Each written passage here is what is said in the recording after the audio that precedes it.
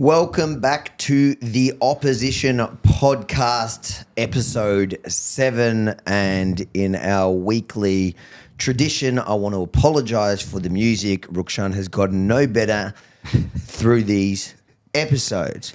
Now, just before we start, we've come to a decision. Yep, that's right. We have decided that this time slot, 7 o'clock on Thursdays, will be the time slot, unless there's any major changes, we'll let you know. But yeah, it's going to be 7 o'clock on Thursdays for the Opposition Podcast. So that's it. So set your alarms for 9 p.m. so you don't have to listen to Rukshan waffle on anymore. Thanks, guys. Maybe 7:30. No, what is it? 7:03. So you don't have to listen to your 7:03. music. Yeah. Look, tell me in the comments, was that music okay? I just put it on because it's very mellow. It's very chill. You know, it's not meant to disturb you. There was nothing okay about it. No? There was nothing okay about it. We needed something.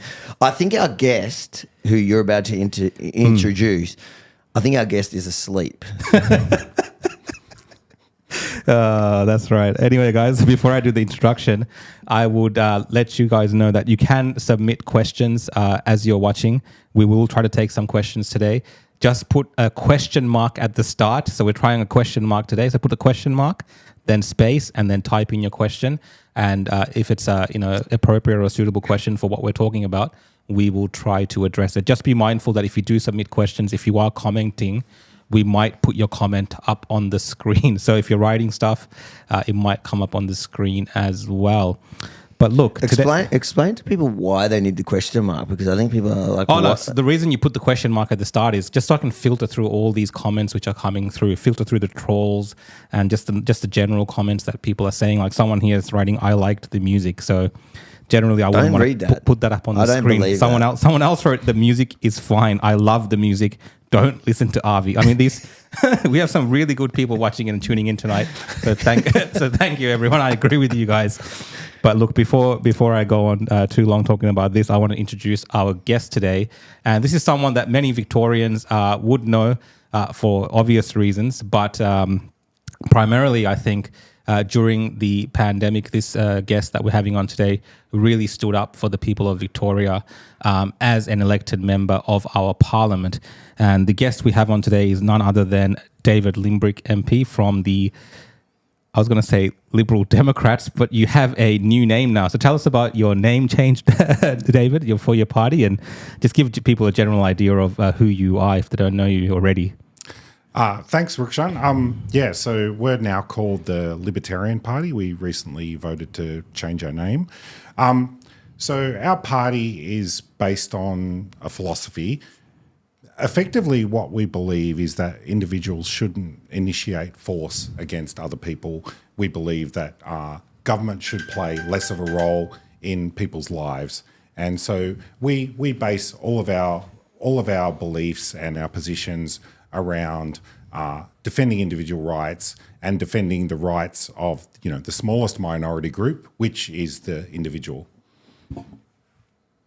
Yeah, I mean, I guess during COVID, I really saw that. And one of the ways I saw that was the fact that besides many other politicians that didn't turn up to protest that people were taking part in, you actually turned up.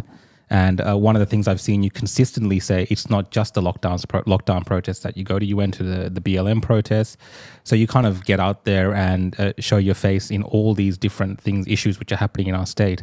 So you're across the board, like you're not someone that generally will take a position just because it's the party position. It's more based on your values. Would that be correct, based on the libertarian values? Like that's where you come from. Yeah. So we base all our positions on our beliefs and principles.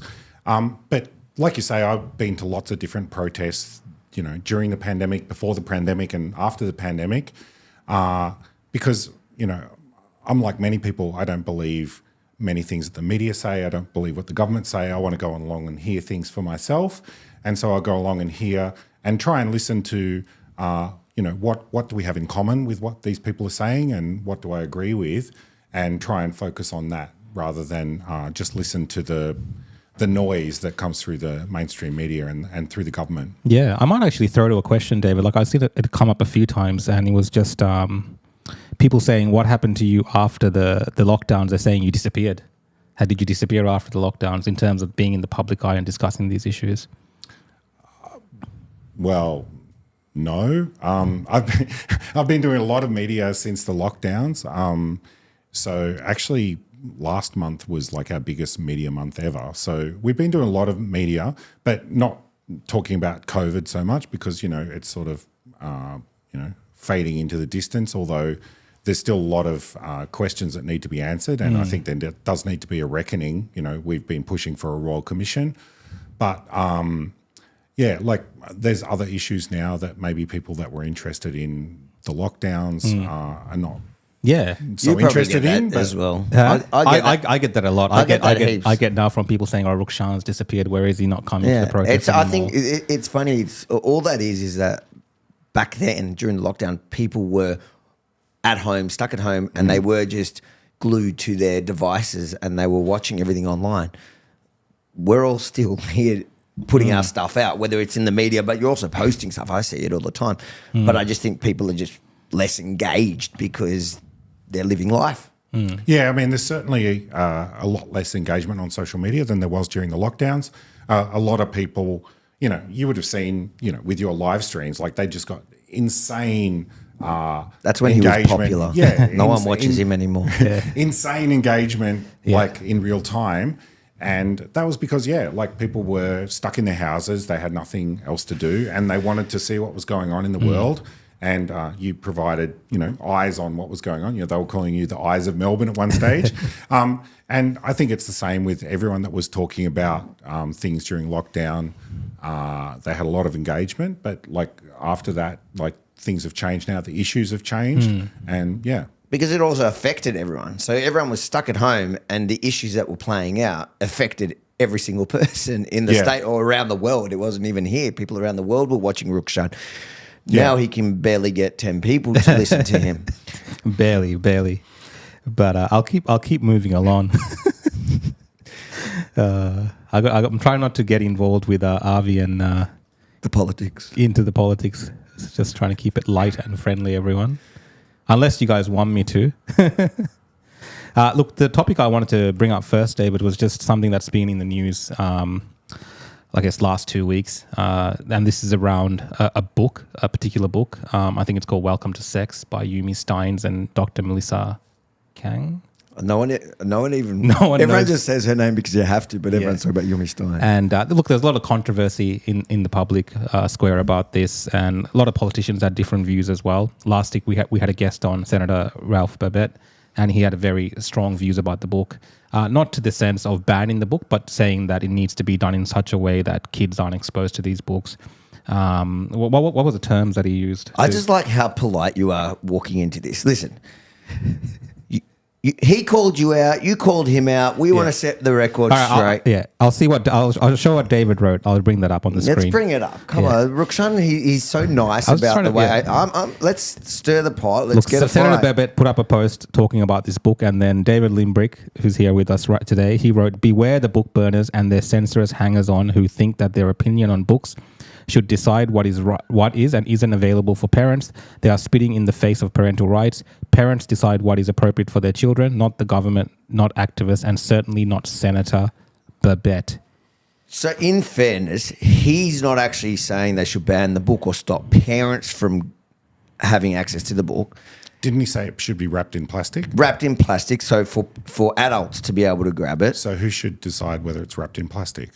I think the wrapped in plastic is maybe saying... it's ACMA. No, but what he's saying is we should treat it like any pornography. Is it pornography?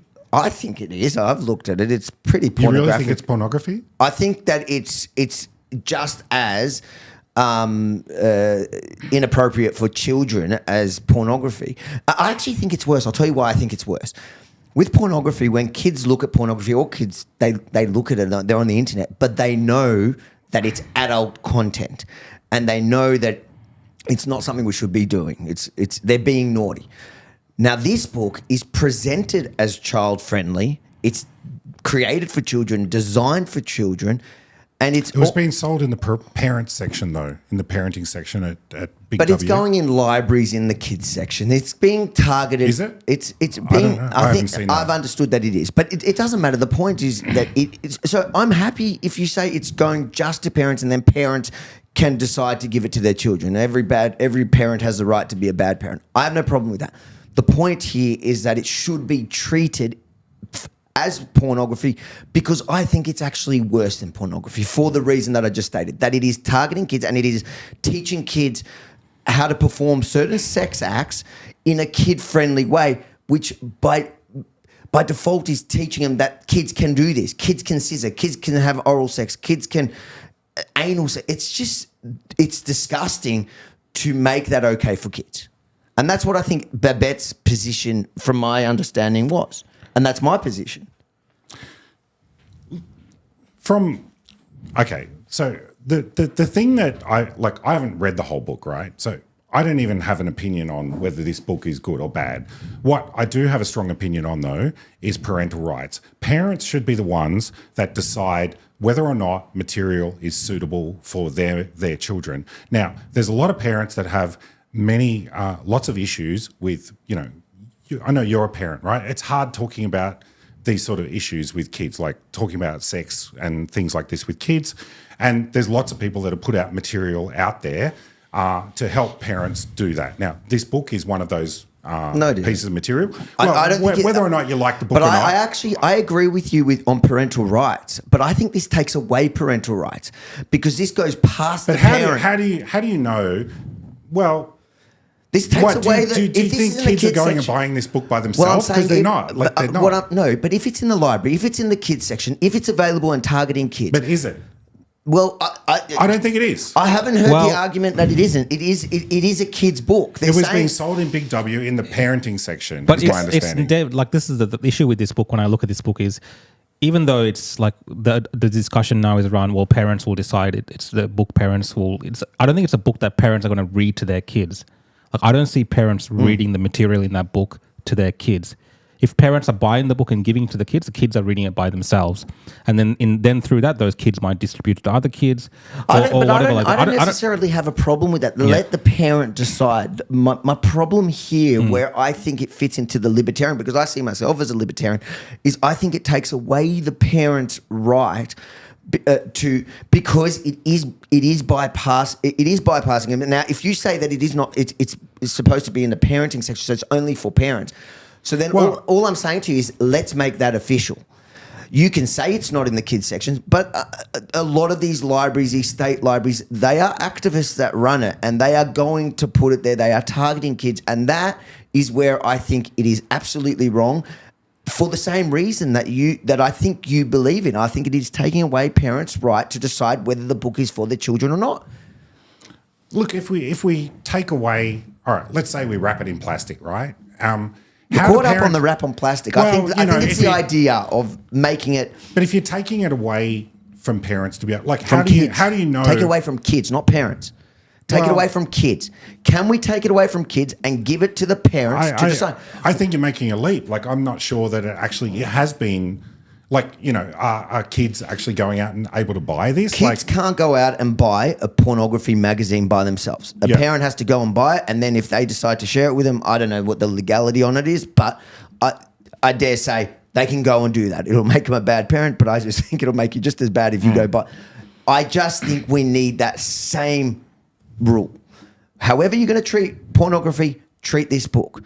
And if you're asking me, do I really think it's the same? I say it's worse.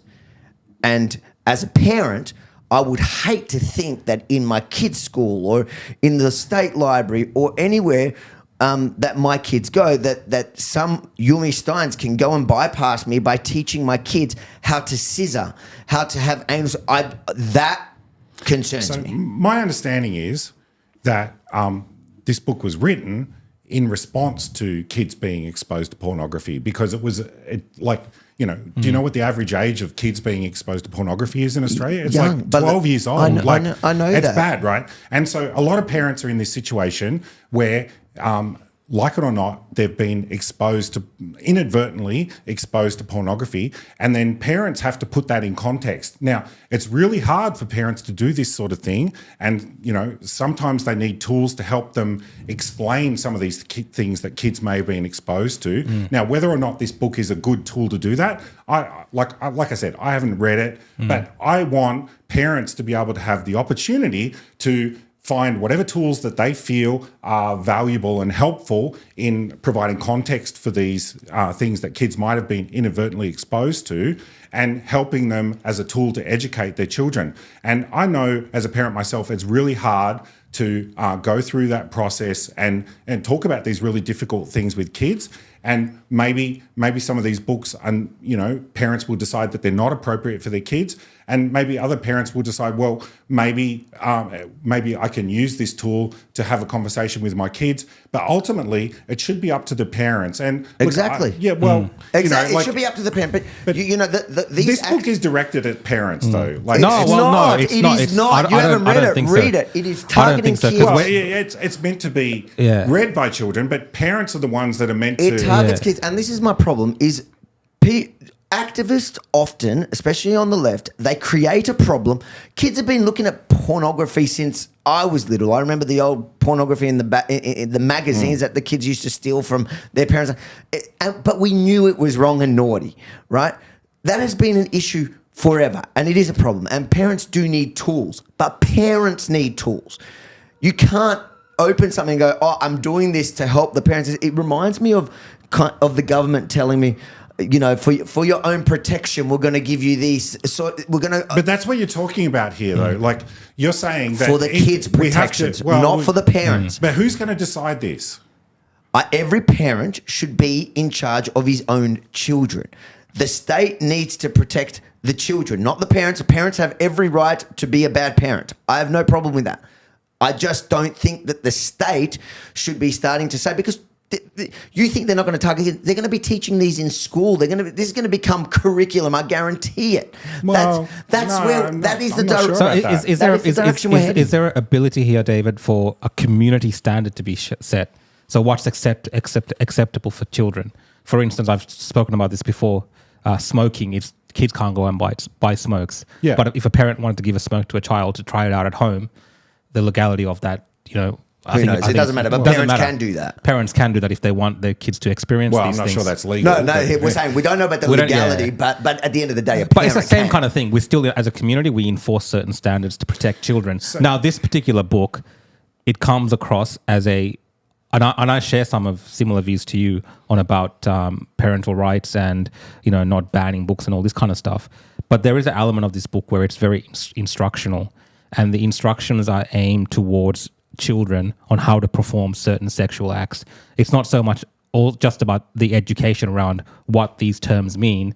They tell you, like, you can do this act in this particular way, and if you do it in this particular way, it will be more pleasurable, or it's okay if this particular act is pleasurable. And my problem with this whole thing is, let's say there are parents that want to introduce their children to this. Fine, that's their kids. But then those same kids are taking these same ideas, maybe even taking this book to school and giving it to another kid.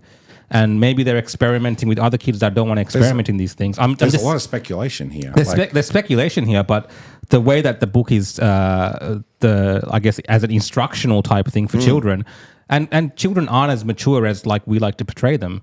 They're a bit more, I think the thing is, I think you need to read it before deciding, because I am with you on the parental rights. I'm arguing on this issue the opposite point for the same reason. I'm arguing because I, as a parent, am afraid that my rights are being, as a parent that has the right to decide what's good for or bad for my kids. And that's why I think that if you read the book, and as a parent, you may have a different feeling about it. And I'm not saying ban the book. But do you think it's being sold directly to kids? Because that's not my understanding. A kid can walk in and buy the book, and if it's going into 10-year-olds don't go into Big W and buy books. They're saying it's 10 to. My understanding is it's 12 plus. Is 12 the recommended plus. Age. The writer says Yemini says she's happy for a mature 8-year-old to flick through it. To flick through it, but even 12-year-olds, right? You're saying that if it is aimed for 12-year-olds, then it is going to go into kids' libraries for 12-year-olds. So any kid can just walk past that and grab it. And that, you know what? Do you remember being 12? I remember being 12, and that will be the book that'll go around. Every kid's going to read. All right? Doesn't matter how mature or immature they are. Every kid is going to read that. And unlike pornography, where every kid will pass around a photo and they'll look, they will learn these sex acts, how to perform them. and it is all dressed up as kid friendly. So that's the problem. It's instructional for impressionable young kids, and the problem is that I think that's what's driving it is not as clean as you think it is. The reason behind it, it's not there because there was some problem. I think the left often creates problems to set their agenda, to push their agenda forward. They say, we have this problem, here I found a solution. And how convenient that their solution is so disgusting and vile and just fits their worldview perfectly. Okay, so there's a few things here, but like, think about the way that, think about the way that parents deal with this sort of thing, right? So as we said before, the average age that kids get exposed to some of these materials is at like 12 years old. Now, that's unfortunate. I'm actually sad that that's the case, but it's the reality. Like it's the reality, right? It's the reality.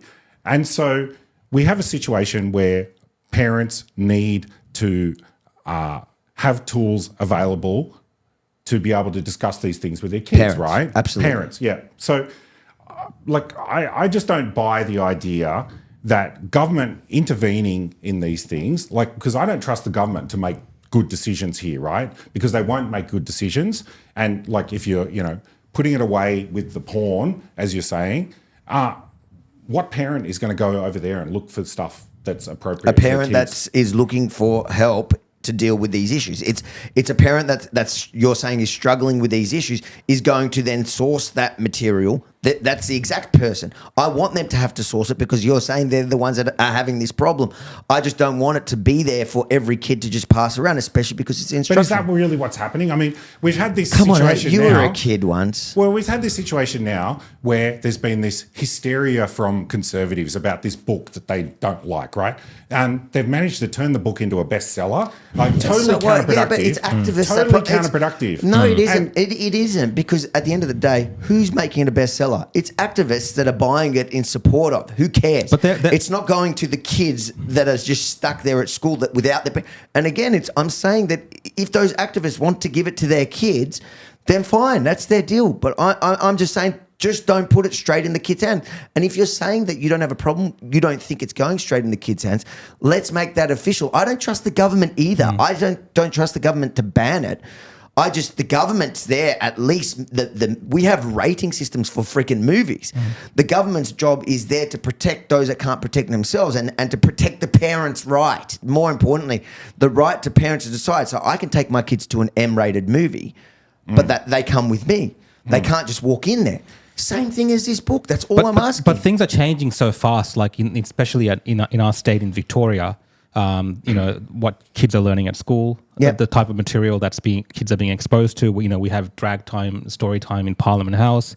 The kids are being exposed to a lot of different concepts and ideas. Yeah. So there is argument to be made that certain types of education, like what we did in the past, might not be as appropriate today. Like we need to change with the times. There is that argument in terms of kids. I still don't think that negates what I'm arguing. In terms of what David Limbrick is saying, like the involvement of the government in that, like who decides and what how do you make the determination between what is education and what is instructional or what is pornographic? That goes into a different area. I'm looking at the next step, right? And if you say, well, we want the government involved in this, we want to stop this, then what's the next step? Like, because the government will involve themselves in all aspects of bringing up your children, right? That's the problem here, is that we're saying, well, we want the government to decide what's suitable for our children and what isn't. And I'm arguing the exact opposite of that the government shouldn't be deciding what's suitable and what's not suitable for our children. What if a parent wants to sexually abuse their child? Where do you draw that line? It's a parent's right. At the end of the day, where do you draw that line? I'd argue that this is a form of abuse. So I think that having it out there where I wouldn't go that far. So I'm not saying it's. I think a parent should have the right to choose, and obviously a parent doesn't have the right to abuse their child. But there is a line that we draw socially on all these issues. And I think that the line here for this specific issue, and again, I think if you read it, maybe you would have a different view on it, that I think the line has to be that it is absolutely in the parents' hands to decide. Give the book to each parent. I don't care. Just don't give it to the children first. Let the parent decide.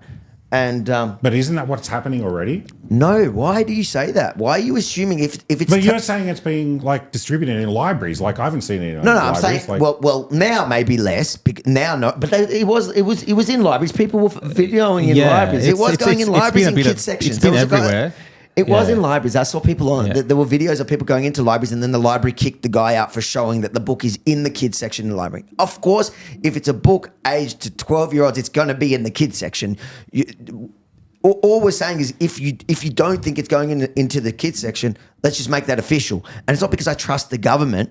It's that I don't trust these activists who are portraying this as a kid-friendly book. I don't think that they can get around the rules of child protection because they're framing it as an educational sex ed book that parents who are struggling to teach their kids.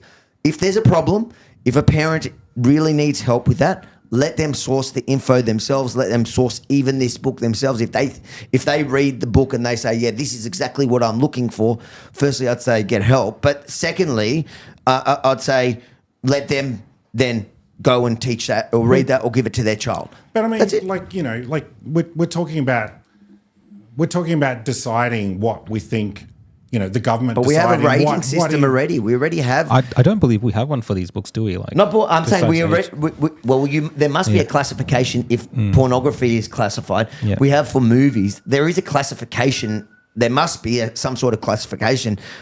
R-rated. I'm sure books as well. Yeah, the OFLC and and ACMA. So there is a classification for books. Is there? Yeah. So there is a classification already. So I just feel like this should be in the classification where, whatever the classification is, where parents can be the one to borrow or buy, but they can give it to their kids if they really feel like they need to. That's it. Anyways, I think we may have to agree to disagree here and let some of the comments in. I mean, I agree and disagree with both of you on different elements of this. So I've been caught. That's called being a fence sitter. No, I'm not being offensive. And I love David. I agree. I actually... Because, like, here's the thing, right? If we have an objective classification system and we say, all right, well, on objective grounds, this book is going to be banned, what other books are going to be banned? Because let me tell you, there's going to be a lot of books banned. If you're like religious texts, they're going to be banned. Like seriously, like listen. But it would be the right of a take parent. The next step. No, but I'd say to you, if I think it's pretty clear, if you have something showing sex organs of either male or female, it should be classified as over whatever age. I think that's a basic classification. Back when I was in primary school, they had, what was it? Book called Where Did I Come From? I don't know whether you guys saw that as well. That had sex organs in it. Like it had, you know, fairly explicit cartoons, things like that. That was in grade 6. Did they have scissoring? No, it didn't have scissoring. Did it have oral and anal? No, look, I did sex ed in grade 5 and grade 6 and the start of high school. And I remember, like, obviously, like all the kids in, like, it's a co-ed school, everyone's like watching this. They played a video as well, and they showed all this kind of stuff, and everyone's like giggling and just being kids, right? Yeah. And it's all kind of innocent still, very innocent, and it's very based around biology and all this kind of stuff. Exactly. But at no point during that time, even though I learned these basic biological things that as kids we already kind of knew growing up, but you kind of teachers telling you now in class, there was no instructions there on these kind of sex acts. And some of these sex acts are stuff that even adults wouldn't know. And now all of a sudden it's like it's a manual. Kids need to know this. And, you know, like I said, kids are curious. Kids are experimental. You know, again, I know you said, David, that I'm speculating, but I definitely, I've referred to this book as like almost like a children's Kama Sutra in terms of the way that it depicts and shows how you can do certain things. And I don't know if that's necessarily educational in value, even for parents as a tool to tell kids like, hey, this is how you do this pleasurable sex act. I don't know if we as a society are at this state now where we have to teach children. The best that we can do as a society in Australia, in the West, is to teach children how to have sex in certain particular ways. Because if you go out of the West and you go into other countries like, you know, in South Asia or something, I'm telling you, they're not teaching kids how to rim each other. Like, that's not the standard That's the but truth. that's what they're doing in this book. And the kids in the West, they're being taught all this stuff about, rimming and how to have anal sex and all this kind of stuff. And we think that's progressive. And maybe it is progressive. But at the end of the day, I think it does challenge society. It might even cheapen the innocence of children in the West. Because, part of childhood should be growing up innocent. And I know we're exposed to all sorts of things because of, TikTok or pornography and online and the internet. But kids all around the world are exposed to that. And one thing I learned growing up was if parents can control to an extent what kids are exposed to in terms of setting, boundaries and guidelines. And it's almost like in this country, I feel like in the West, parents have almost like, or the government or whoever, there's people out there, progressives, telling parents, look, you just give up on parenting. Kids are going to be exposed to sex and all this kind of stuff. They might as well learn about rimming now. Like, that's kind of what it feels like to me. But having said all of that, I agree about parental rights, and I agree about people having access to books and parents choosing the books and materials. But I'm not arguing that. Yeah, no, but I get it. But I also understand what David's saying, the fact that kids aren't going to buy this book, but kids will circulate this book. Like, kids will circulate this book. But even if it's wrapped in black, and yeah, but at least I'll know it's not. Even if it's made more taboo, kids will probably more likely. Let me ask you something. If an adult came up to your child and started talking about these issues, teaching your child about rimming, anal sex, scissoring in a cute, friendly way that is and teaching them how to do it, telling them how to do it, would you not be concerned? Of course, that's ridiculous. But here's the thing. But right? what's the difference between that and a book telling it to them in a kid-friendly way? I don't get that. If parents, used to call that grooming. If an adult does that, grooming is like taking children away from their parents, but that's what this book is doing. It's taking away the parents' ability to teach these ideas in a more appropriate way. But the context here is that it was written. My understanding is it was written in response to kids getting How do you know that? Inadvertently exposed to pornography. And many parents who may have had their kids inadvertently exposed to pornography need to put that into context. Now, if they need to explain, like if a kid's seen things and a parent wants to say, well, here's what was actually happening there, I don't know, I don't know what tools are out there to help parents do that. And it's really hard to do that. There's a lot of tools out there. And again, I'm saying, even if you think this is a good tool for that, leave it to be exactly that. Let it be a tool for parents, not in the bookshelf for kids, even if you think kids are not going to grab it. But we probably should move on because I want you to read it, and then I would love to continue this conversation. I want to see you as a parent looking at it like that, thinking, if this book can be given to my child without me being able to stop it, so they can bypass me, get a hold of this book at whatever age. She's saying 8. As a member of parliament, I not only have to think about this book, I have to think about every book, right? And that's what I'm worried about. But there are classifications already. You're saying that we have classifications. I think. Do you want to get rid of all classifications? Well, I think that classifications can happen with or without government. I don't think it necessarily needs government to do that. But whatever. What I'm concerned about is that, all right, let's say a whole bunch of conservatives get hysterical about this particular book. What happens when a group of people get hysterical about another book you might like? But again, I'm not saying ban the book. I think it's time to move on. We've got to move on. But I'm reading the comments and people just move on. Do you think classifications is important or not? Do we need classifications? Yeah, and I don't necessarily think the government needs to classify it. But not government. Yeah. But whoever's classifying books, this needs to fall under that. That's it. That's all I'm saying. Move on, right. Because... but look, we're going to stick with the issue of parental rights. Because yes. Because, and look, David, this is a poll that you put up, and a lot of people agree with you that parents should ultimately decide what kids have access to. And I think if you ask any parent on most issues, forgetting this particular topic, they will say that they decide, not the government decides. And I agree. I would have voted yes to that 100% as well. But we're going back to a tweet that you put up a few months ago now. And this was around the change of suppression conversion practices bill, which was passed. And I'm just going to read this just to give an idea of what you're discussing here. The sales pitch for this was that it would stop horrific historic gay conversion therapy. If it just did this, I would have supported. But of course, it didn't just do that. This is an example of the newly prohibited practice outlined by the bill. Legislation, sorry. If your child asks you for a tattoo and you say no, you're a good parent. But if you ask for puberty blockers and you say no, you're breaking the law now. Can you kind of explain? Yeah. So you objected to this when it was put in front of you. Yeah. And what's this objection based on, like on this particular comment here?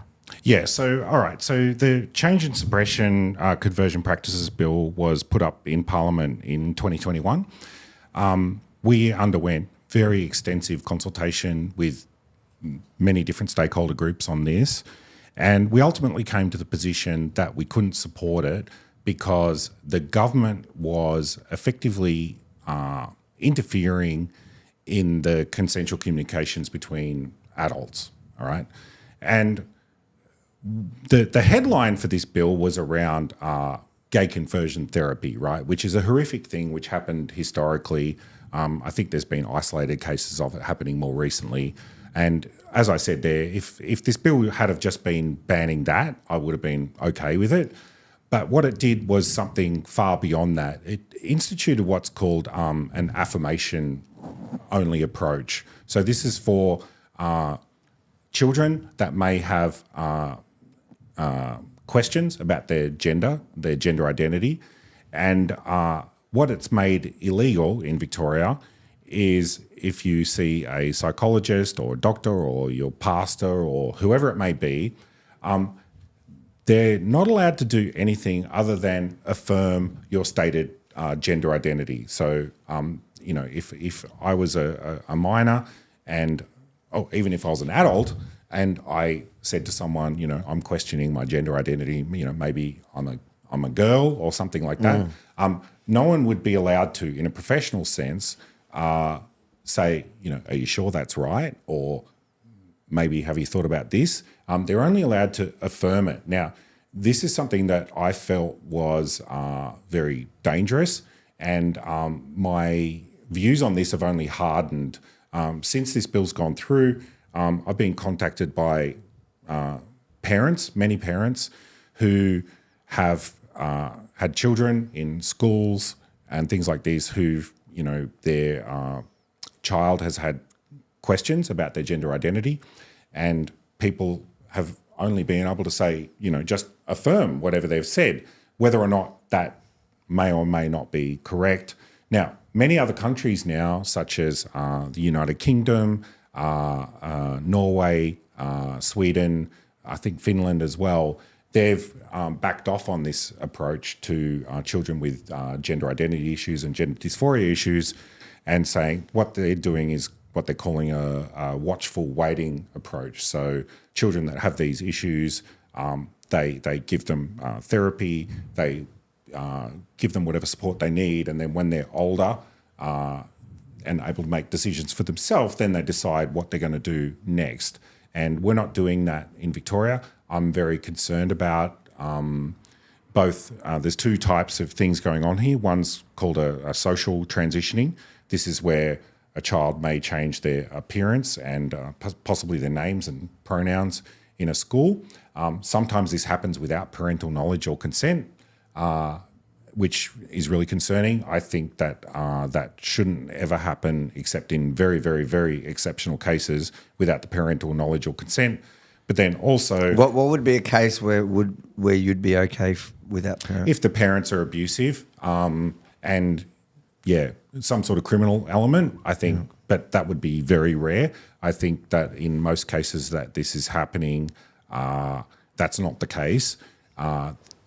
The child probably just doesn't want their parents to know what's happening, and that shouldn't be enabled by the school system, I believe.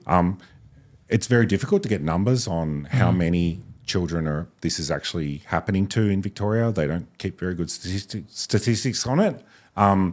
So we don't know, but I've had many parents contact me and say, this has happened to my kid. In some cases, they only found out about it after, a year later, they got a letter from the school and they said, oh, by the way, your child's been acting under a different gender and a different name for the last year. That's so messed up. Yeah. And on top of that, we have the other issue with around medical treatments. So that's different to social transition. So we're talking about medical treatments where a child will, and this normally does happen with parental knowledge, where they'll go to a gender clinic or something like this and potentially get prescribed drugs that will delay their puberty and potentially get other drugs that will give them cross-sex hormones for the opposite sex. Now, as I said, there's many countries now that have been backing away from these treatments because there's uncertainty about their effectiveness and also uncertainty about the safety of these drugs over the long term. I have very serious concerns about the long-term effects of these drugs and the idea that kids can't actually consent to these drugs. I know that, often when kids have medical treatments, their parents consent on their behalf, but I feel like parents and children are potentially not being given good enough information to understand and make good decisions about these sorts of things. In some countries and in certain states in the United States, they've actually banned these drugs, the puberty blocker drugs. They've just banned them outright. So what I've been calling for is I want a review into gender medicine for children in Victoria. Indeed, I'd like it for Australia. I think we need to get some eyes on, what's actually been going on here. What are the outcomes of these sorts of treatments, and are they actually safe and effective? Because I have serious doubts. So this legislation is actually passed. So this is going to become law. It's already a law. But I feel like there's many people in our community that probably wouldn't know that this is the case. Yeah. Especially in a state where there is a lot of diverse communities as well. Mm-hmm. Just a question I have around this. For instance, if a parent were to find out something about their child and they got a religious person involved to advise that child, would that be in breach of these type of what's stated in there? It depends how they went about it. But yes, if they weren't affirming the child's gender, then that there's a bunch of actions that could be taken. You would have seen the acronym in that tweet, VEOHRC, Victorian Equal Opportunity and Human Rights Commission. They could get involved and potentially they could have the power to intervene. They've been given quite broad powers under this act. They can demand documents from schools. They can do all sorts of things. So they have coercive powers to investigate and indeed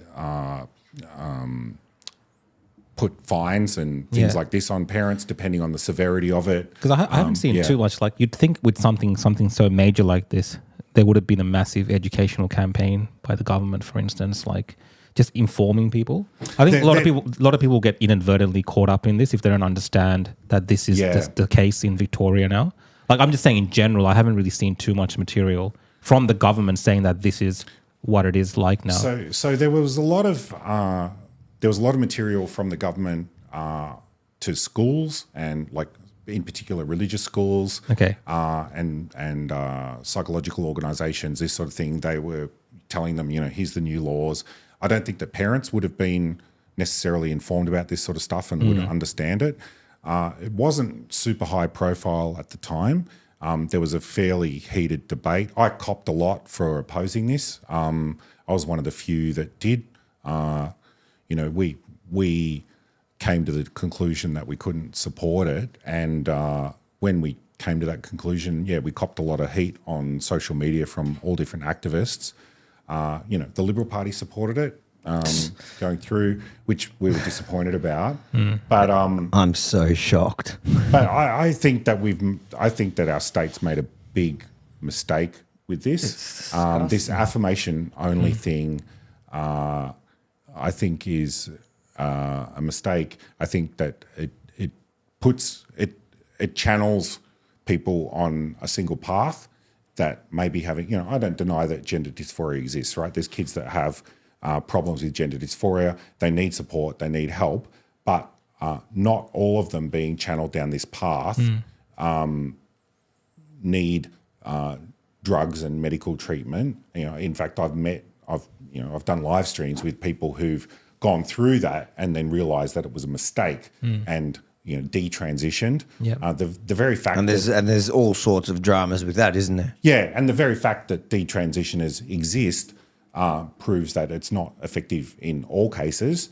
But I just don't feel When like you say effective, you mean as in the person thought they wanted to be the opposite sex and then they realised they didn't. Yeah, in many cases, what they've found looking what's happened in the UK and Sweden and other countries is that many of these children that have had issues with gender dysphoria, they found out later that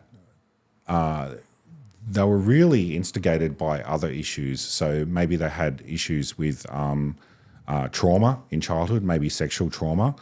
Maybe they had, and this is the alarming thing that they found in the UK, is very high proportion had, they were neurodiverse, so had things like, ADHD or autism spectrum disorder and these sorts of things. And they became focused on this idea that they were a different gender and later came to the conclusion themselves that that wasn't their underlying problem. And so I have concerns that we're not actually treating the underlying problems of all of these kids. Some of them do have, genuine gender dysphoria, and that's a very difficult thing to treat.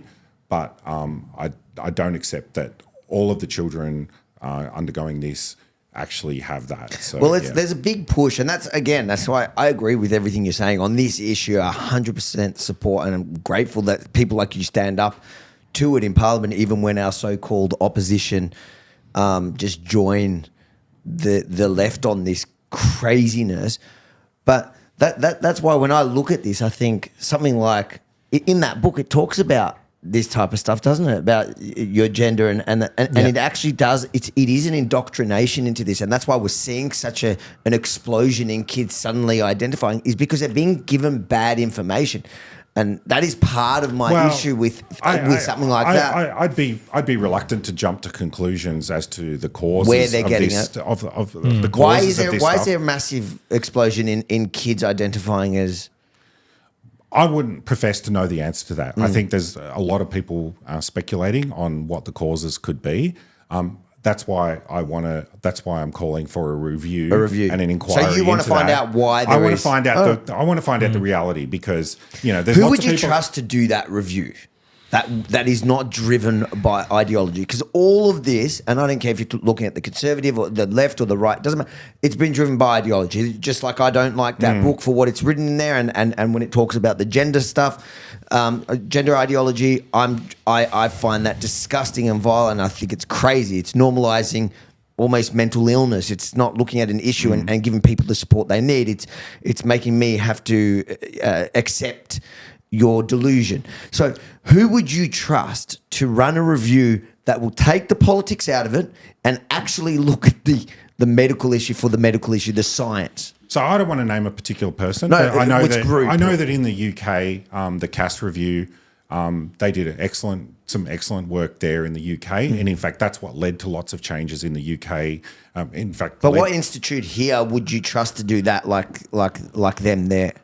I just feel like every institution here, as we saw through COVID, has been corrupted by politics. Even the pharmaceutical, even the Dowdy Institute. No, but all the Dowdy Institute, all these, they all became politicized. They're all captured. And you can't trust any review they do. Who would we trust that will take the science back and really explore what's going on and review it and come back with something that's not just a woke... Look, I don't want to name the person because, I don't know who that person is or who that organization group is.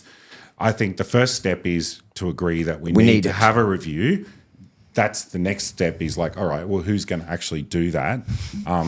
It's an important thing, right? We are doomed. Well, they've done it in the UK. Other countries have done this, right? It's not impossible. And we can look at the evidence that's been forthcoming in other countries as well. They've done a lot of this work already, right? It's not like we have to start from scratch. We can look at what they've done in the UK, what's happened there. Not everything's the same between here and the UK. Same with countries like Sweden. Other countries like the United States are very diverse treatment protocols in the United States. Like it's all over the place in the United States. But we can look at what other countries have done, what works, what doesn't, and look at the evidence. I think it's possible to do it. But are we going in our state, I know with some of the other bills or legislation that's coming up, like the anti-vilification, all this kind of stuff, are we going to a position in our state where we won't even be able to have these type of discussions going forward in the open like this? Like I feel like that's the direction we're heading in. Yeah, and that's my concern too. And this is why I'm so, hard line in defense of freedom of speech and parental rights, even when it's uncomfortable for me to do so, because we're heading to a situation now where, with these anti-vilification laws, I've asked the Attorney General in Parliament, about will the new anti-vilification laws, will they outlaw people stating the dictionary definition of woman, for example, right? Yeah. And we don't get a straight answer on that sort of stuff, right? And this is that's where we're heading. That's what they're going to do. This is why we need to talk about these things, and this is why we're talking about it now. We need to be very clear about certain things need to be open for discussion, and especially things that are controversial like this. We cannot let them be just run roughshod over by activists 100%. Who have this ideological viewpoint that they want to push, especially when there's real questions about the science behind what they're talking about. We need to be able to question this stuff. And that's why I always fall back to, parental rights. Like parents need good information on this sort of stuff, and parents need to be the ones in control of this. Like the idea that social transitioning can happen without parental knowledge or consent is absolutely ludicrous. Outrageous, right? But it's happening in Victoria right now, right?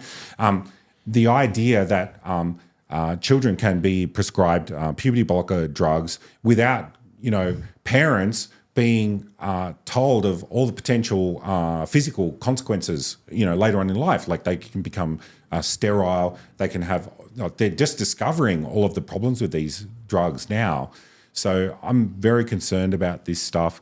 I think that we need to really fall back hard on, defense of free speech, defense of parental rights, even when it's uncomfortable, because it's just so important.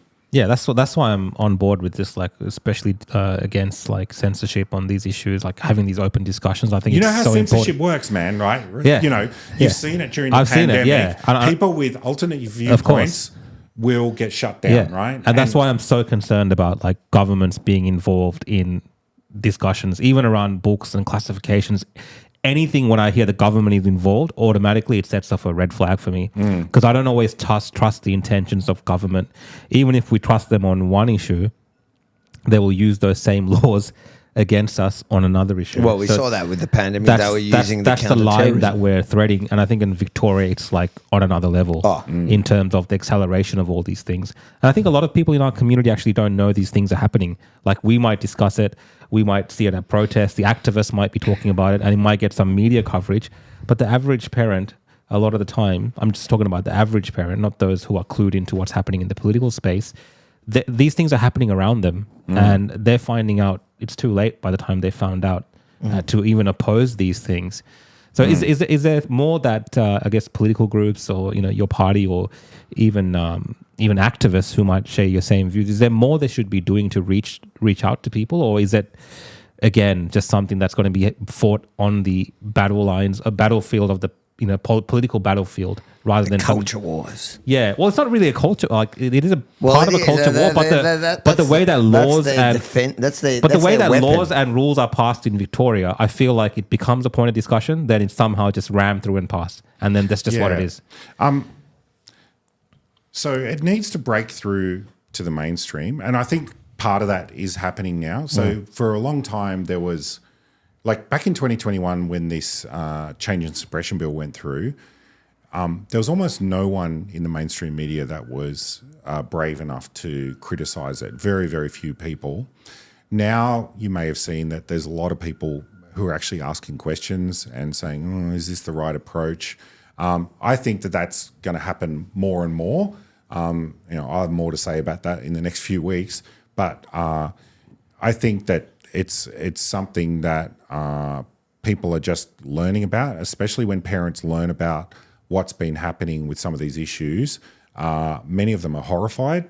Especially like this social transitioning of children without parental consent. Like that's just, every parent that I've spoken to about this is absolutely horrified that it could happen, and the parents that it's actually happened to their kids are even more horrified. But I've told some parents about this, and they don't even believe it's real. They don't even believe it's a thing. Like some people think you're making it up. Yeah, well, I'm not. I'm just saying, like in general. I wish I wasn't making it up.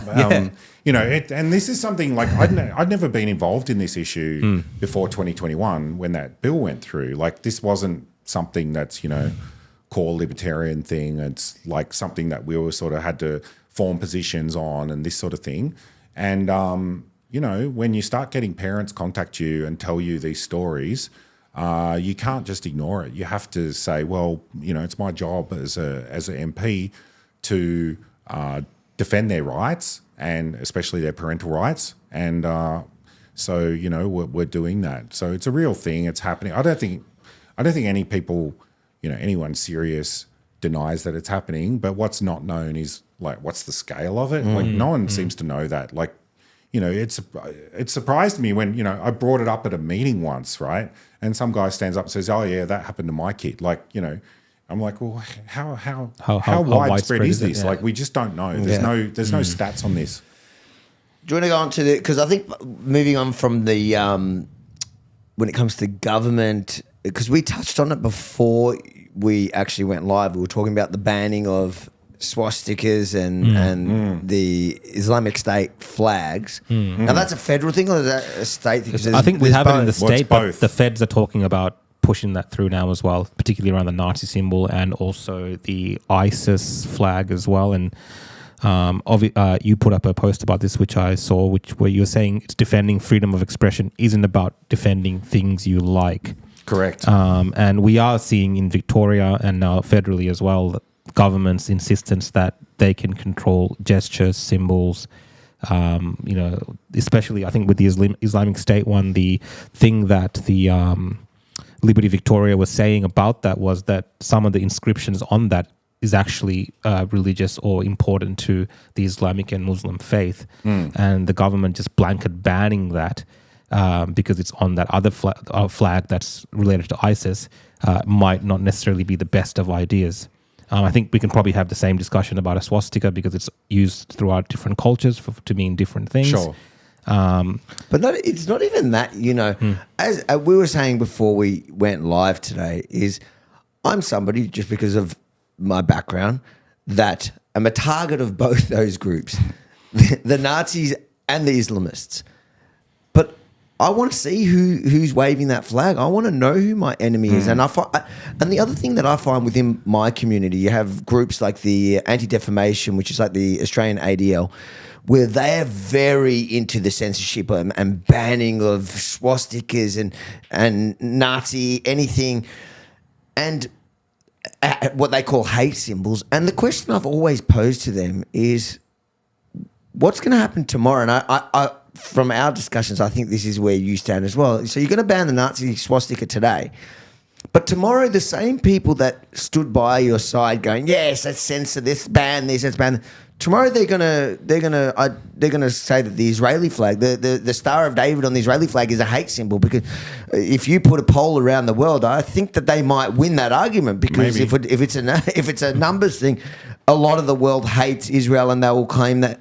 And it doesn't matter where you sit on Israel, but as the Jews, the ones that are pushing, those organizations that are pushing for the banning of swastikas and Islamic State flags or anything, tomorrow they're going to define the things that you find sacred as hate symbols. And the books. And the books, they're going to ban it as well. So have you had conversations with these organizations? I've had conversations with many organizations about this issue.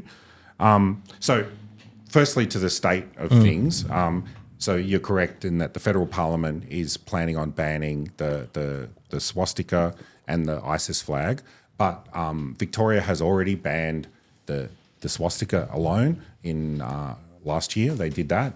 Our party opposed that, not because we like the swastika. I saw that. I saw the bad faith actors were targeting your party, and they were not saying, many of them, but This is like back to what we were talking about before with the book. You don't really defend freedom of speech unless you're defending the speech of someone that you don't like, right? And this has been my problem with conservatives is they only ever defend the speech of people that they like. They never some conservatives, and I don't think it's a fair argument when you're talking about that other book because I think when conservatives say things should be banned, I agree with you. They voted to the Liberals voted to ban the swastika in Victorian Parliament, and no doubt they'll vote to ban it. But in they're the not federal conservatives. Parliament. Well, I don't know what you want to call them, but Labor light. So we're in a situation now where we have a bill already passed in Victorian Parliament. We've got the federal one coming up. Victorian Parliament's going further than that. They're going to set the precedent of banning gestures. So they want to ban the Roman salute, which is what the Nazis I'm going to be scared to wave. Yeah, well, it depends on the angle, I suppose. Like, Hello. I've heard that back to the COVID. Below 90 degrees is like calling your dog, but above 90 degrees is the danger. It's the danger zone. It's crazy. It's madness. But here's the thing: like you said it before. The problem is not what they're banning now; it's what they're banning next. Right? We've set the precedent in Victoria of banning symbols. We're going to set the precedent soon of banning gestures. The government already said when they put through the first bill that they're going to review it and see what other symbols need to be banned. Now, of course, the very limited number of neo-Nazis, I don't know how many there are in Victoria. I'd estimate less than 100. But, of course, they immediately stopped using that. And the last symbol I saw that they used was actually an arrow up and down and an arrow left and right with a dot in the middle. I don't know whether you saw that No, at some... I don't know. They had that. Wait till they start using the Star of David. Well... But that symbol with the arrows and the dot is actually the same as the emergency assembly point symbol. Wow. So they're going to have trouble banning that. They'll have to go through all the airports and spray it over. Yeah. But it's, like you said before, you want to know who these people are, right? You want them to identify themselves. We don't want to give them victim status. That's exactly what they want. They want to be seen as victims. They want to be, they want to tell people, well, we're oppressed. I'd rather we laugh at them, right? Because their views are ridiculous, right? And so, banning these symbols and gestures, I think it's really counterproductive. And I'm really happy that groups like Liberty Victoria have come out and said, this is stupid what you're doing here. Is the government going to pass it? Probably. There's not many people that are going to actually stand in defense of free speech here, right? This is the problem in this country, is that so few people will see the potential consequences of banning things that they don't like, and in the future it'll be banning something that you do like. 100%. You said the Star of David, right? Why not that? It will be. Why not the hammer and sickle? Why not a whole bunch of things? I don't know if they'll ban the hammer and sickle. No, those are the people banning. They're the people doing the banning, in my opinion. No, but it's a good point because maybe one day when if a Liberal government comes in, they would go for the communist symbols just because we've already started that. Yeah, but a lot of this isn't this around the fact that they're saying that people are offended by this. Like the government gets and says people are offended. It hurts people's feelings, and all this kind of stuff. So that's I'm offended by it. Yeah, exactly. So that's what I'm sure you're offended by it. I'm sure you are. That's what I was going to bring up. I am offended by it. I know that it's bad, but I don't make that general leap to then say that needs to be banned. I think it makes things worse as well. These people trade on the idea that... Who's telling the government to ban it? Are people coming and saying it? Is it just associations? I'm saying the general population is not up in arms about this. Yeah, I don't think so. The anti-defamation, they're a big drive. They push it hard. But that's for their particular... if you ask any other ethnic groups, they would want to ban different flags and different symbols of people that they don't like. Exactly. People have ethnic conflicts, they have wars. As a Sri Lankan, what would you want to ban? No, I'm just saying that. But Sri Lanka had a civil war. There are people in the Sinhalese community who look at the Tamil Elam flag and they would want that banned. Now, I don't think that should be banned. In Australia, it's got nothing to do with Australia, but there are people that could potentially, if they have enough of a voting bloc or enough influence in society, they might be able to get something like that banned for whatever it is. And you know how those Nazis recruit? They say, you want to know who controls us, see what we're not allowed to talk about. That's one of their biggest argument points. That's what they say. That's how they recruit. I think right now in Australia, there's a bit of conflict between the Hindu community and the Sikh community with some of the stuff around Khalistan. You would have seen there was some commotion in Melbourne. Yeah. Some of these kind of stuff. And they actually want some of these symbols actually banned. And they are petitioning the government to have these flags and stuff banned. That's the problem, and right? it potentially could happen. But again, that's a conflict that's nothing to do with Australia. But I can potentially But it doesn't even matter if it has anything to do. Like, the Nazi conflict has nothing to do with anyone anymore. It's kind of a historic thing that everybody that means a lot to the Jewish community, obviously. But the idea that you're banning it is really because you want to bubble wrap and protect people's feelings. But with all due respect, and I know there's people in my community that are good, decent people, a lot that would say, yeah, good, why are you arguing? They say to me, why are you arguing against this? This is great. And I come back to them with that exact point, going, today they're banning the swastika. Tomorrow they'll bag the Israeli flag. And if you think that that's not coming, you are deluded. You are. Because the further we go down this road, especially with the way we're seeing politics in Australia head towards this very left-wing anti-Israel has become popular on both sides, you're going to end up there. And that's the way they understand and they accept that. They accept that. But I think for everyone, for every minority group, you've got to paint it and you got to give them something that they realize, something that means something to them, that's important to them. And you say, hold on, but wait till everybody deems that as hateful and inappropriate and we should ban that. How will you feel?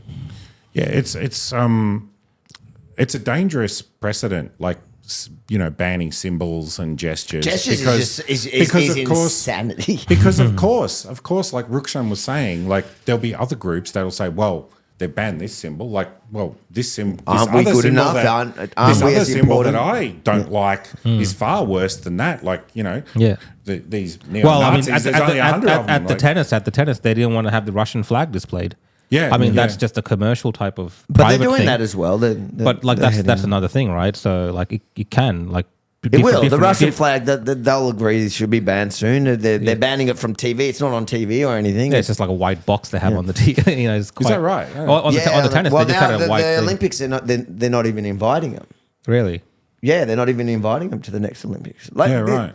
This is where we're heading. We're cancelling countries based on our alliances. But it's kind of we have to be very, very, very careful about allowing the government to remove freedom of expression and freedom of speech. Absolutely. Right? Like, we have to be very, very careful. This is why before I took such a hard line on the book, even though it's really uncomfortable, haven't even read the book. And, well, my I get opinion why. on the book, I think it's a different argument. A lot of people are saying, David, you should read the book. Yeah. Well, that's what I said. They're saying, do your homework, David. Read. I the book. don't read every book that I think should be allowed to. Have you read this book? Have you heard about this? No, You I just haven't gave read him a that book. segue into the book. Have you heard about this book?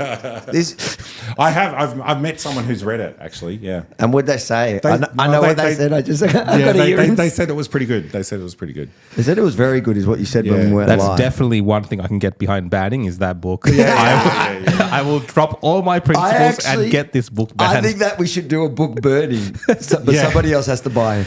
Yeah, I am absolutely convinced there'll be people I out there actually that want to ban had that. a question, David, for you from one of the people watching from Alison, and she was asking your thoughts about what happened to Moira Deeming. That all kind of roundabout comes down to what happened at this particular rally in Melbourne. So they were asking, were you or any of your colleagues at the Let Women Speak rally, and just your general thoughts about what happened to Moira Deeming as a member of Parliament? Yeah, so I was there back in March. It's a protest, so of course I'm there. You were there? Yeah, I was How there. come you didn't cop anything for being there? Because I'm a man. It's because you're a man. Yeah, pretty much. That's mental. Yeah. I didn't even think of that. Yeah, I was there. We're going to run this headline tomorrow. Yeah. Exposed. I just went along because I wanted to check out what, like I always do, wanted to check out what was going on because I don't trust the media, don't trust the government. I'm glad I did go to witness what happened. What'd you see? What I saw was a bunch of women that wanted to talk about the clash of rights. They felt that there was a clash of rights between their rights and so the clash of rights between biological women and trans women, and they had things to say about that. I saw across the road a whole bunch of what I call trans activists that were yelling and screaming at them, trying to shut them up. Down the road a bit further, I saw a whole bunch of what I'd call Marxists, red flags, communist flags and stuff. They were yelling and screaming, wanted to shut everyone up. And then later on, we saw a bunch, probably, I don't know, a couple of dozen of guys dressed in black. I saw them early on. I didn't know who they were. I actually thought they were with the trans rights activist guys. They look like Antifa. Yeah, I didn't know who they were. They had bad fashion sense and stuff. Not that I'm anyone to talk about bad fashion sense, but anyway, they were...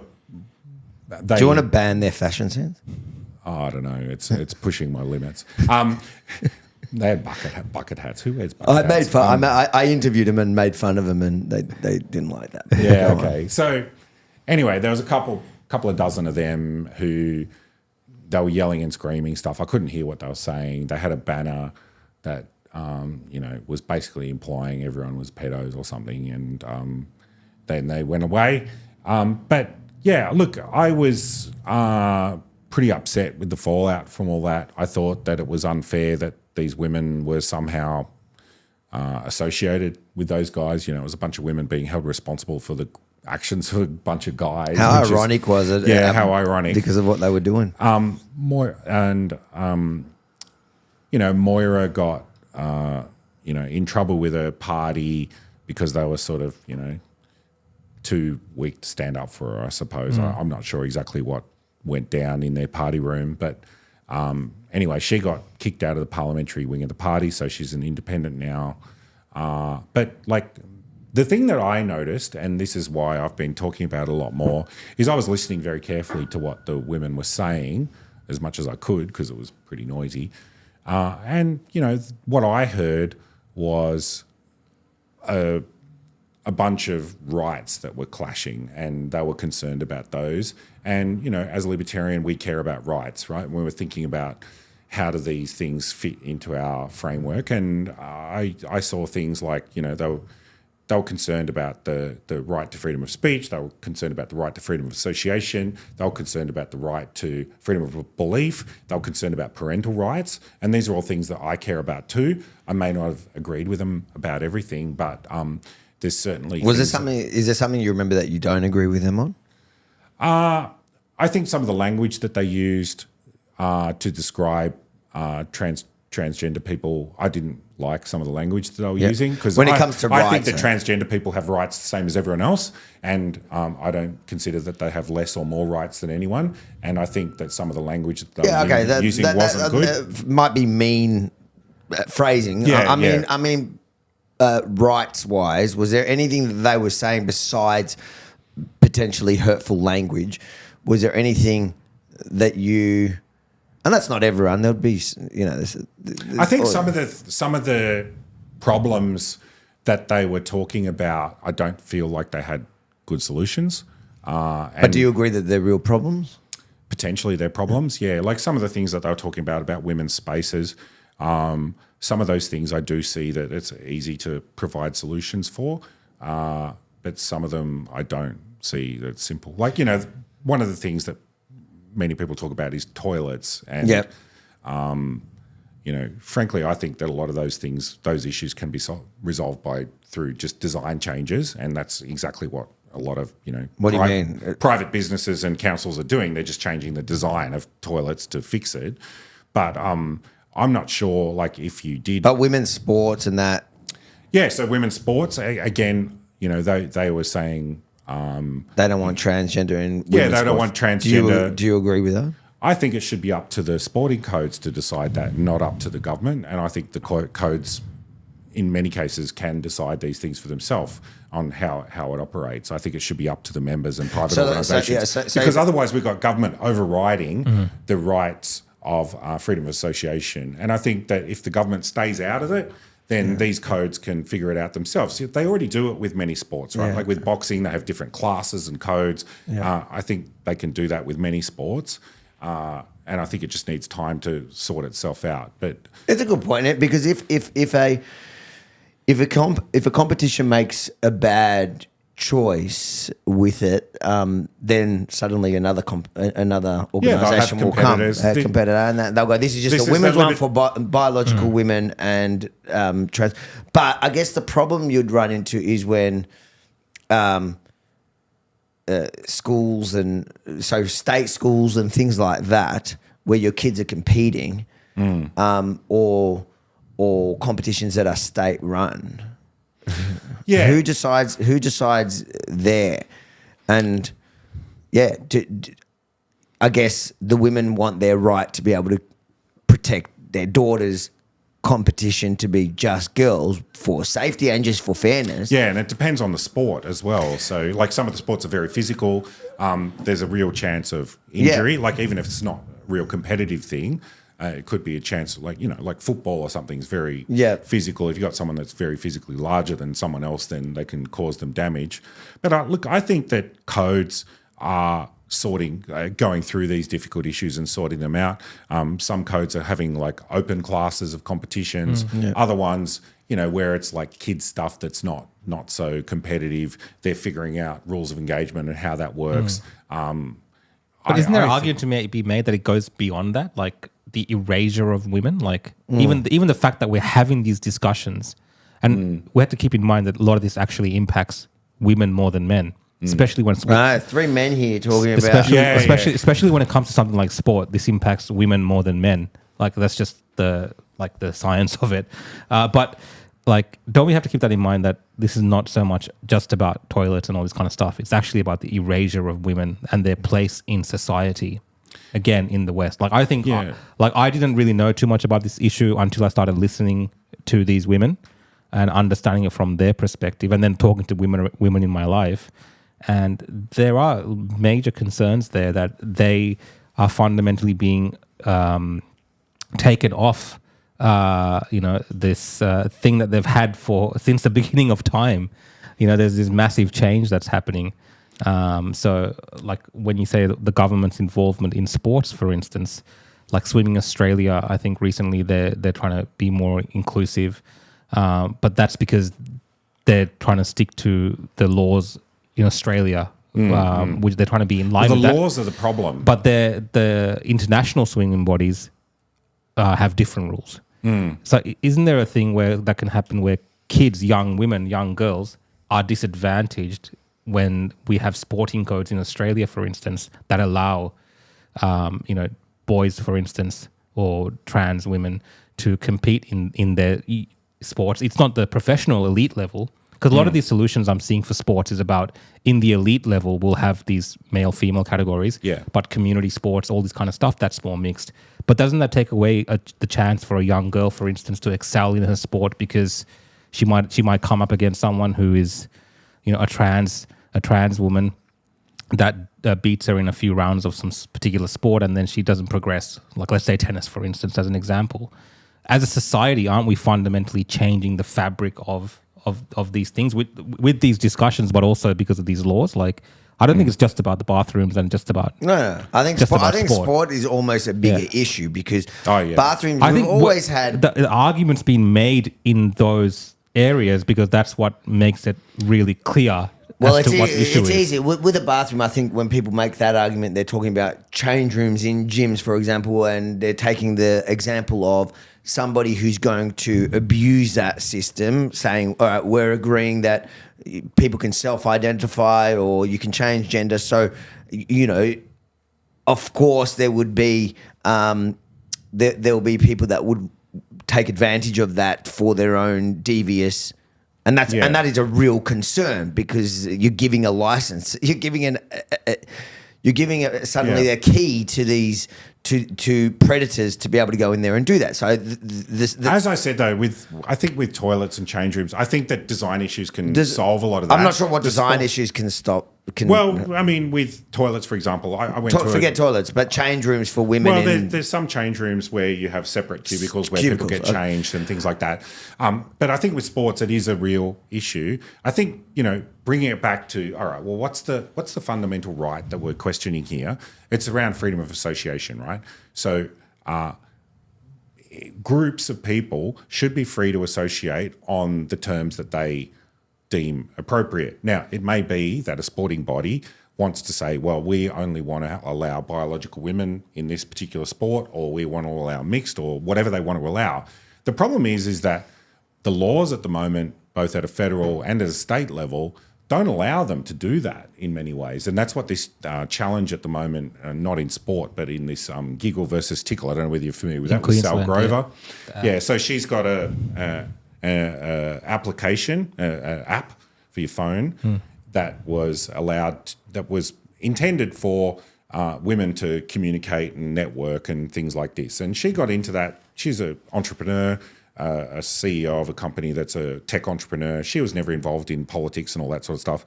But all of a sudden started getting transgender women trying to join this app. And she said, well, no, I just want it for biological women. She's getting taken to the court and all this sort of stuff. It's in the courts at the moment.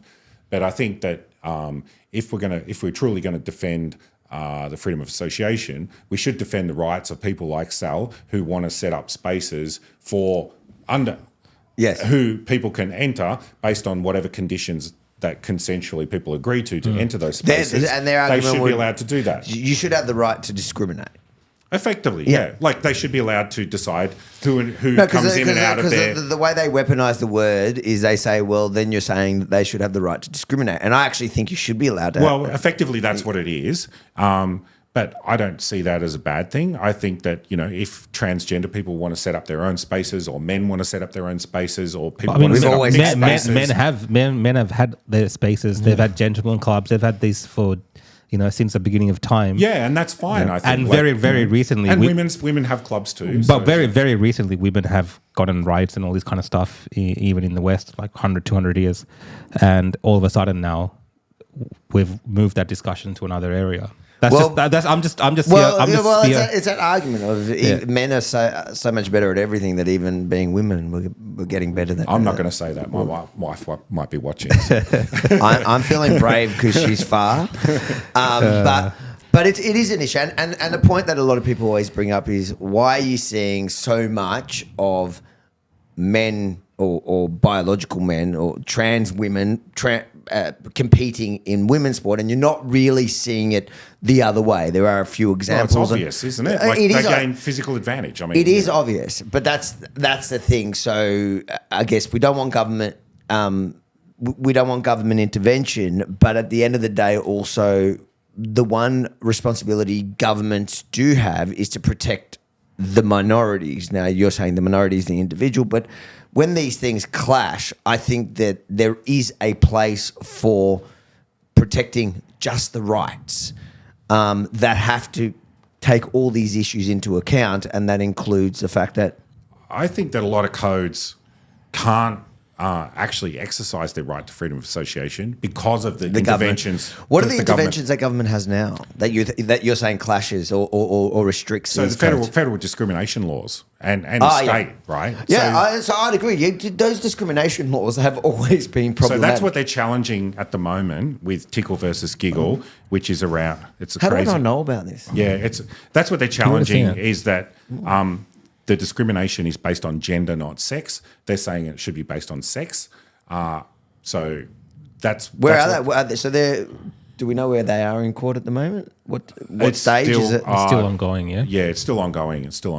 But it's been interesting. It's going to set a big precedent, because I know that I've been told that there's gyms as well that are in the same situation. I've been told of a gym that...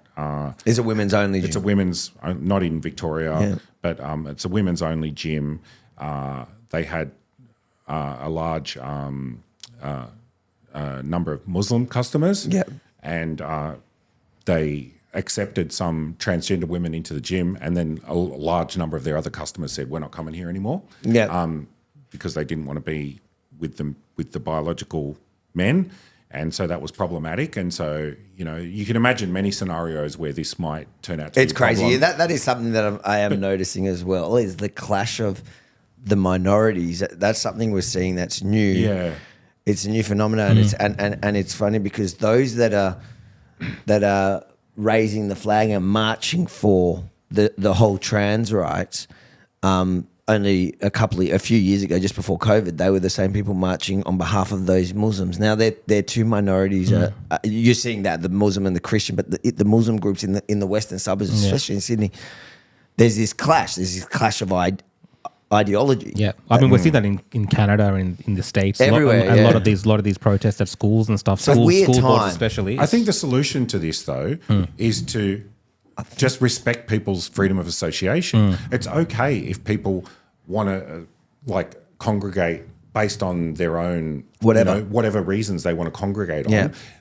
When we come into conflict is when they're forced to do that. That's when we have problems. If people are allowed to exercise their freedom of association, I don't think that we have these problems. Yeah, you're right. The only answer to all this is dropping all those anti-discrimination rules. Yeah, just allow people to exercise their natural rights. Awesome. I want to be able to discriminate against Rukshan every day of the week. I won't discriminate. So there you go. The market has solved it. Thank you, David. Thank you. Always the white person. We'll keep moving on.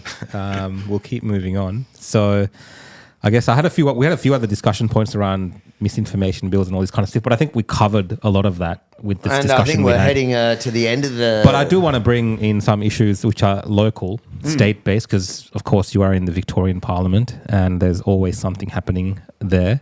So today... How much money did you get from the real estate developers? Did you get money from the developers? Nothing. Why? No, I don't know. Did you meet with the developers? He didn't want to pay 10 grand for a time with you? I'd pay 10 grand not to hang out with Dan.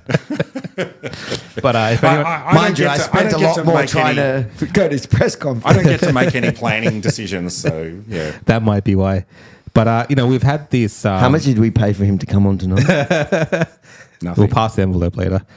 But we've had this Victorian anti-corruption watchdog hands down Operation Sandon report and all this IBAC stuff. And I guess in Victoria, like every couple of months on the news, I hear IBAC and there's a new investigation and they've found all this stuff that kind of seems like corruption, but it's not really corruption. What do they call it? Grey. Oh, there's real corruption here. I know, but they call here there is, but they say grey corruption. But as soon as it comes to touching politicians, whether it's Labor or Liberal or whoever it is, it always feels like there's nothing happens. There's nothing. Yeah. Look, I think some things will happen from this. Maybe not state MPs, but I don't want to say anything because of the law. Of course. But like this, there is real corruption that's happened here by the look of it.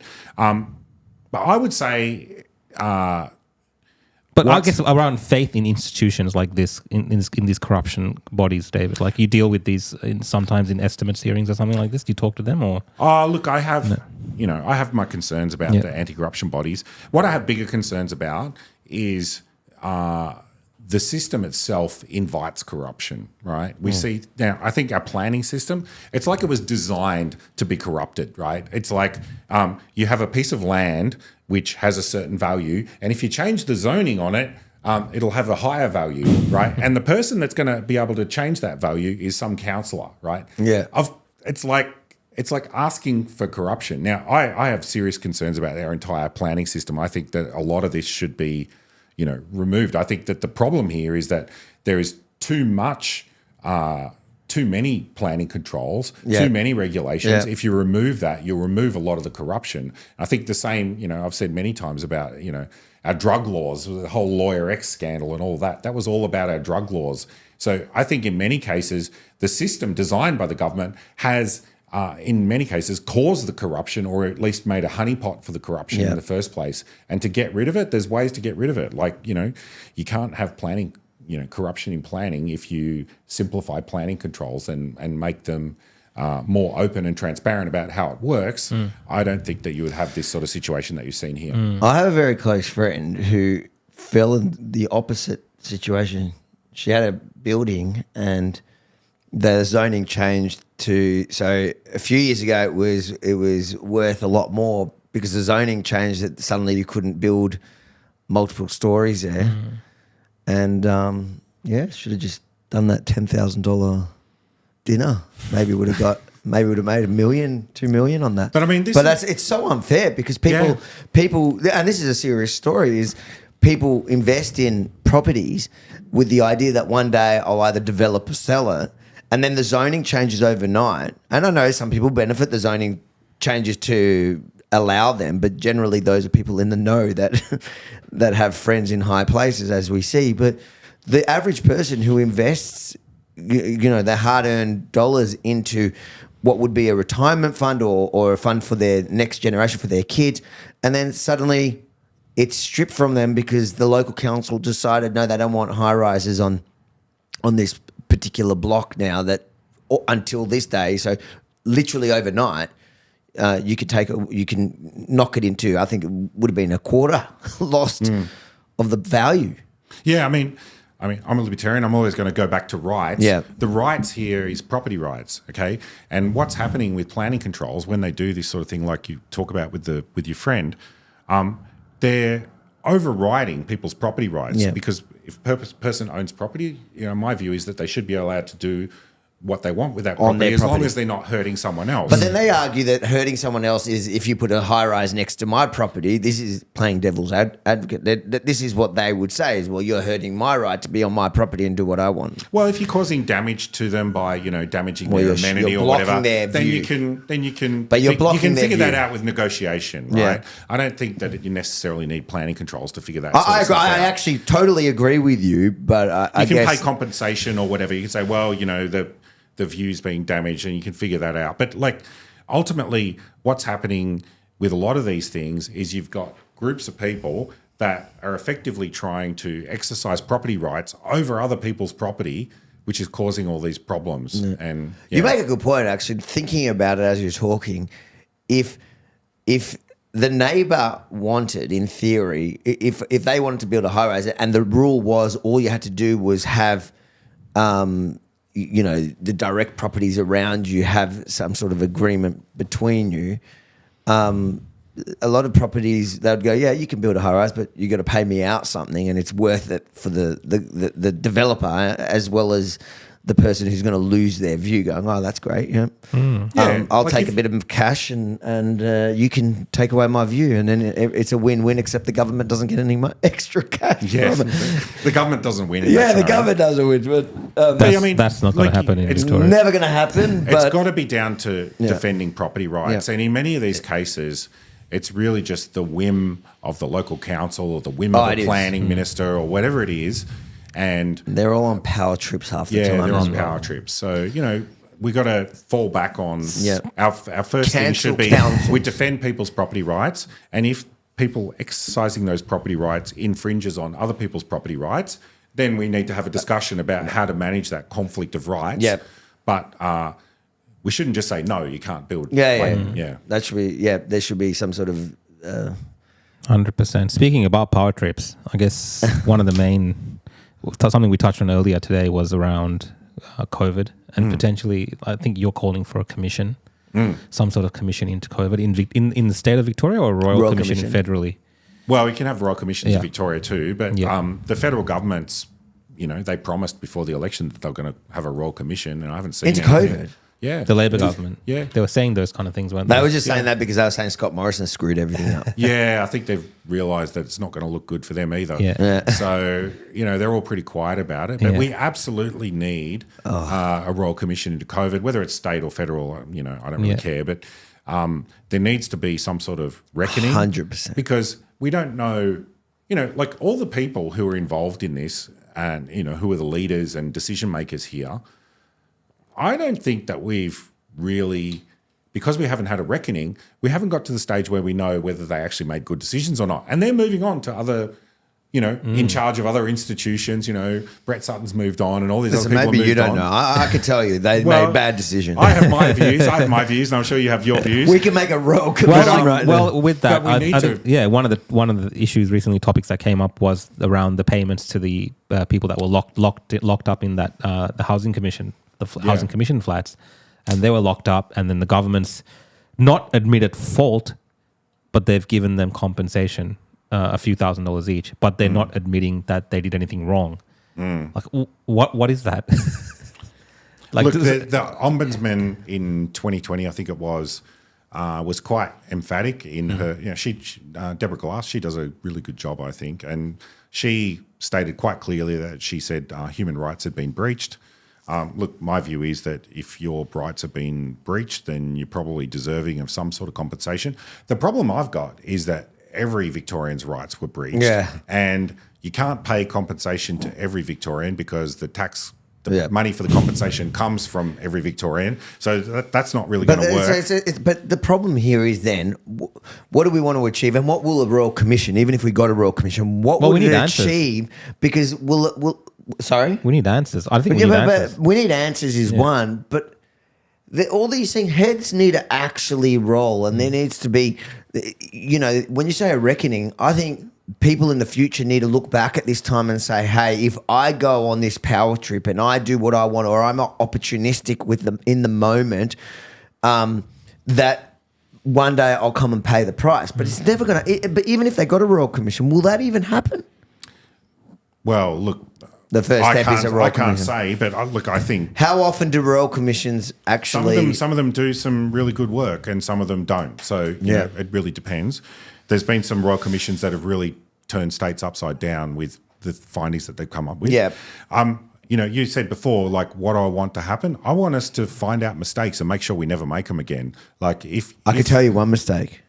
I can tell you lots of mistakes. Daniel Andrews. Well... Yeah. Yeah, I mean, if locking down those housing towers was a mistake, let's find out like the decisions that, led to that and make sure we don't do it again. It was unprecedented. It was unprecedented. Well, mind you, that's the excuse. Mind you, I'm going to be completely honest here.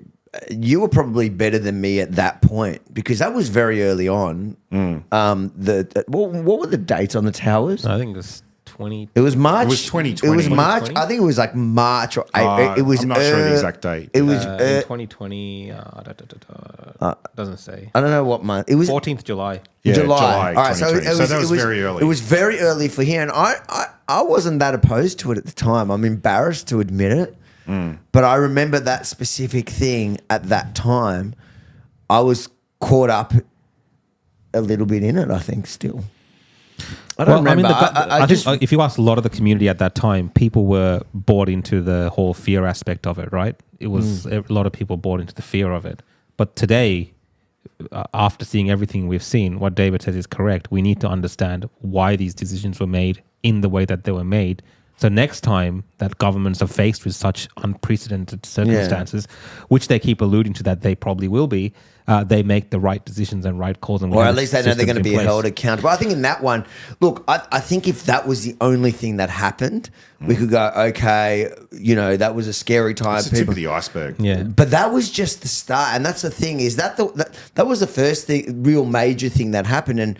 And they've been found to be so wrong and they're being paid. Well, what about everything since then? The reason that they were found to be wrong, or what they did was wrong, is because it was investigated by the ombudsman. Okay. Nothing else was investigated, right? Like, and I think a Royal Commission, I'd hope that a Royal Commission could go through many of the actions that happened during the pandemic, the same way as the ombudsman has done.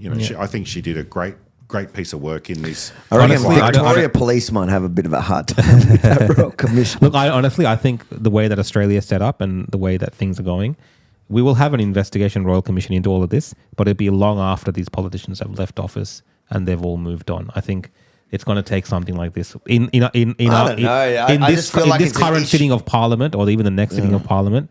It's not going to happen. I don't think it's going to happen at all because I think that once, even Labor and Liberal probably not. But also the public's, people are moving on from it. So with a lot of other Royal Commissions, it's often things that you can argue are ongoing. Yep. But now they feel like there's no political thing behind it. So no side is going to push for it because it's a thing of the past. But the reason why we have to talk about it is because it's not just COVID. COVID's now the unprecedented, or it was the unprecedented. Next could be anything. Could be climate change. Could be any issue that suddenly there's an emergency and suddenly they enact those same emergency powers. And if there's no Royal Commission on COVID, it's gonna repeat itself because I share your concern. Like I think that the scariest thing about COVID is not what happened. It's that what did government learn from COVID? They learned that they can get away with locking the entire population in their homes. They got a taste of power. Minus us three. And there's a lot of people out there that, some people from the left even that are pushing for, they talk about climate emergency. Like You don't think they want to use emergency powers? Of course. Absolutely they do. Of course. Absolutely they do. Of They course. saw what the government did, Of and they were course. inspired by it. They were inspired. They were by it. marching for the government. Do you remember they were the same people that I'll marched never- for climate I will change? never understand They that. marched for that. Yeah. Have we got much more or a couple comments? Because I think we're running. One question, David, just on about the hospitals critically being understaffed in Victoria. Obviously, that's an issue. Why are you with- not putting it on the screen? It's just long questions. I'm just keeping it short. But yeah, like understaffing in general. You're not in the government per se, but is there things happening that might resolve some of these issues, or is the Andrews government really just lost control of the situation? Look, I think with understaffing, a lot of it is, there's been a big demand on the hospital system. They have been trying to skill up lots of nurses, especially. They've been trying to, poach people from interstate and internationally. It's a really tricky question. I think that a lot of the problems during the pandemic with hospitals being overwhelmed were about people not wanting to go to their local GP or being refused from their local GP because they had a respiratory illness. So I think those sort of issues have gone away. Look, I'm not sure what the answer is to this other than they need to be more efficient in what they do, because like a lot of this stuff is really, really inefficient, the way that they're organising everything. They were doing one thing that I thought was good, which was they were allowing, I think they're called, I can't remember the name, assistant paramedics, basically trainee paramedics, to go in ambulances with paramedics to effectively increase the workforce. I thought that was But a they're pretty still good not thing. letting the unvaccinated paramedics that are fully qualified and experienced to come back. So I don't know the numbers of those, but Well, I did a obviously story. some- I did a some- story a couple of weeks ago with. There's a group of them. They say that there's about 50 of them in the group. Yeah. They say they have 30 to 50 that. So the organizer of it says she has 30 to 50. So there's about 50 in the core group, but there's 30 to 50 that are willing to go back to work now. Willing to go back. There's some that Yeah. don't want to. They're just too Yeah, of upset. course. But 30 to 50 of them willing to go back, and most of them have plenty of experience under their belts, but they just cannot. So they should be allowed, in my view. I Why is think, no one pushing that? Well, we've been pushing it. We've been pushing it behind the scenes, and we've been successful in some areas. We've been pushing through many areas. So we pushed through Department of Corrections, and that's gone now. We pushed through Parliament itself. That's gone now, the vaccine mandates. But Paramedic? Have you guys pushed the paramedics? So healthcare has been Yeah. the hard one. So the government's just sort of dug in on healthcare and paramedics. And it's the one But- industry they're saying that we're struggling so hard at the moment. Yeah, look, is 30 to 50 people going to make a difference? Well, yeah, it'll make a small difference. Is it enough to fix the problems? Probably not. But certainly I don't see any real But rational... that's just paramedics. Yeah, of course. There's doctors and nurses and everything else. But I don't see any real, rational explanation why mandates should be continued anywhere for the Yeah. COVID vaccines. So I was opposed to them Yeah. from the we start. we so- remember. You're one of the Yeah. good guys. we were opposed to them from the start, but they just seem to be digging in healthcare. But they are dropping them across the board in other areas of public Yeah. sector. They've dropped it in most of the private sector as well. For the record, we checked your Vax passport when you came in here today. Oh, did you? Oh, okay. I have a biometric scanner up there that scans straight to the digital ID. Right. That's actually a topic I wanted to talk about, but we don't have time for. I think time we for that need today. to wrap all- up because we're an hour and a Yeah. half. I think today's been actually a really good conversation. Well, it's just been you and David arguing with each other. I've just been watching, and it's been entertaining. But it's been very. He's going to say that as the person of most colour, he was silenced and wasn't given a platform to talk. No. But thank you everyone for watching today. And I see lots of comments, and unfortunately we couldn't get to everything today. I'm just having a look if there's anything super important that I might have missed. Just give me a second. But yeah, Avi, if you want to wrap it up while I have a look. So we want to thank everyone for joining us on the feed. From now on, we are committing to 7 p.m. on Thursday nights. You can catch up on all the episodes at theopposition.show. I feel like we're getting better each week. Maybe it's just the caliber of our guests. It must be. It's improving every week. Who are we going to get next week? I don't know. Let us know who you think we should get. Well, I want to get some people we disagree on everything. You see, with David, it was just one issue. I was trying to pick more issues I can disagree with him on. But it's just a book. David, do you commit to reading the book this week? Yeah. I don't want to buy it. Why do you want to give him money? You can maybe ask Senator Babette and get. I'll borrow it from Babette. get The some- library of Babette. But Babette's put like all sorts of like notes and stuff Yeah, on I it. saw people making fun of him for it. They're like, he's way too- He's helped their sales. I reckon you can look online. I reckon you can read it online. Probably can. Will you read it so we can continue this A lot of conversation? people are telling you to read it. It's the one thing Your that I homework. disagree with you, but it's unfair because you haven't actually read it. I'm surprised you're not asking me to read your book. I'm expecting you to read the book. All right, guys, and with that, we're going to wrap up. Let's not talk about Avi's books. Thanks again, everyone. Rebelfromthestart.com. See you next week, See you 7 next week, p.m. guys. Thank you so Thanks for much. being with us tonight.